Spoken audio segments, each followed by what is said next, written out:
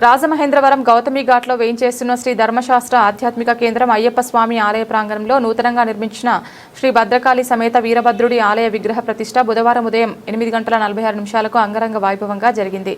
నగరానికి చెందిన మన్యం వీర వెంకట సత్యనారాయణమూర్తి సునీత దంపతుల చేతుల మీదుగా బుధవారం ఉదయం 8:46 ప్రతిష్ఠా మహోత్సవం భక్తి శ్రద్ధలతో నిర్వహించారు. ఆలయ ప్రాంగణంలో ఆధ్యాత్మిక వాతావరణం వెల్లివిరిసింది. ఆలయంలో ప్రత్యేకంగా యాగశాల నిర్మించి హోమాలు ప్రత్యేక పూజలు నిర్వహించారు. వేద పండితుల మంత్రోచ్చారణ నడుమ స్వామివారి విగ్రహాన్ని మన్యం కుటుంబ సభ్యులు ఊరేగింపుగా తీసుకువచ్చి ఆలయంలో ప్రతిష్టాపన చేశారు. వేద మంత్రాలతో ఆలయ పరిసర ప్రాంతాలు మారుమోగాయి. జక్కంపూడి మాట్లాడుతూ శ్రీ భద్రకాళి సమేత వీరభద్రుని దర్శించుకుని ప్రజలందరూ తరించాలని కోరారు. మన్యం నవీన్ మాట్లాడుతూ ఈ కార్యక్రమం భక్తి ప్రవత్తులతో జరగడం తమకు చాలా ఆనందంగా ఉందన్నారు. తమకు సహకరించిన వారికి కృతజ్ఞతలు తెలిపారు. సమేత వీరభద్ర స్వామి విగ్రహ ప్రతిష్ట ఈరోజు ఉదయం 8:46 స్వామివారి విగ్రహ ప్రతిష్ట కార్యక్రమం అంగరంగ వైభవంగా జరిగిందండి.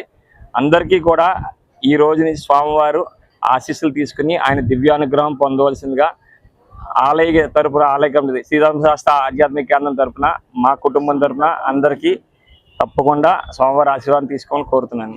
ఇంతలాగా బాగా జరిగిందంటే ఈ కార్యక్రమం అంతా మా అమ్మగారు నాన్నగారు కోరిక, వారి కోరిక మీదట మా ఇలవేలు పైన వీరభద్ర స్వామి విగ్రహం కట్టించి ఆలయం కట్టించాలనే ఒక కోరికని ఆ స్వామి సంకల్పంతో ఈరోజు ఇలా నెరవేరింది. దీనికి అన్యదా మేము అమ్మగారికి కమిటీ అందరికీ కూడా రుణపడి ఉంటాం. చాలా చాలా సంతోషం. చాలా చాలా బాగా జరిగింది. అందరూ కూడా వచ్చి స్వామివారి ఆశీస్సులు తీసుకోవాలని కోరుతున్నానండి. అందరికీ నమస్కారం. ఈ రోజున ఈ శ్రీధర్మశాస్త్ర ఆధ్యాత్మిక కేంద్రం అయ్యప్ప స్వామి వారి దేవాలయ ప్రాంగణంలో శ్రీ భద్రకాళి సమేత వీరభద్ర స్వామి వారి విగ్రహ ప్రతిష్ట మహోత్సవం నిర్వహించుకోవడం జరిగింది.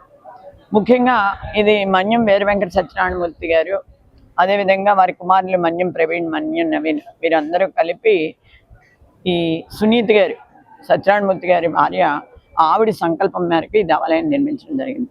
మన అందరికీ తెలుసు, వీరభద్రుడు అనగానే ఒక అందరిలోనూ కూడా ఒక భయం ఉంటుంది. అదే రకంగా పవర్ఫుల్ గాడ్, మనకి ఏ విజయం చేకూరాలన్నా వీరభద్రుడి వల్లనే సంభవిస్తుంది అన్నది ప్రతి ఒళ్ళలోనూ ఉంటుంది.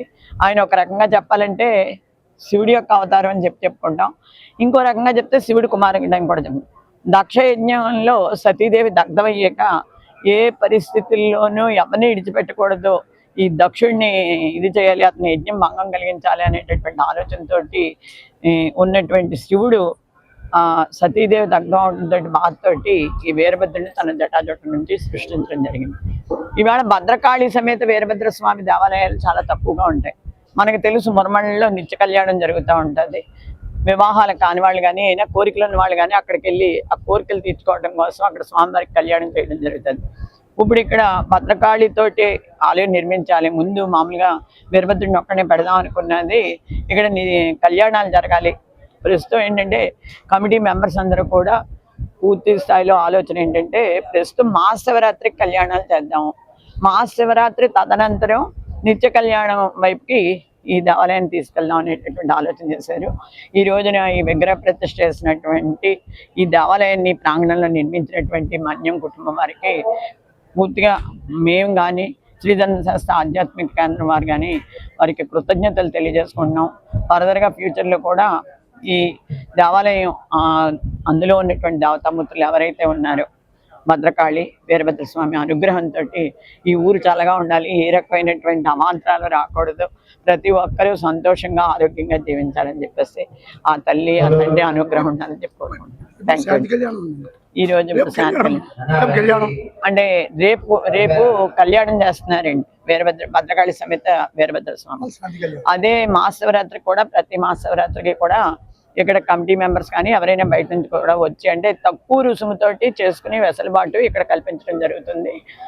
ఇప్పుడు ఇక్కడ శాంతి కళ్యాణం చేస్తున్నారు ఈ రోజు విగ్రహ ప్రతిష్టానంతరం. అదే రకంగా రేపు మన చామరాపు కామర్స్ ట్రస్ట్ హాల్లో కళ్యాణం నిర్వహించి ముత్తైదువులకి పసుపు కుంకుమ అందడం జరుగుతుంది. ఆ కార్యక్రమానికి కూడా అందరూ వచ్చి దేవీ దేవతల అనుగ్రహం పొందవలసిందిగా మనస్ఫూర్తిగా కోరుతున్నాను.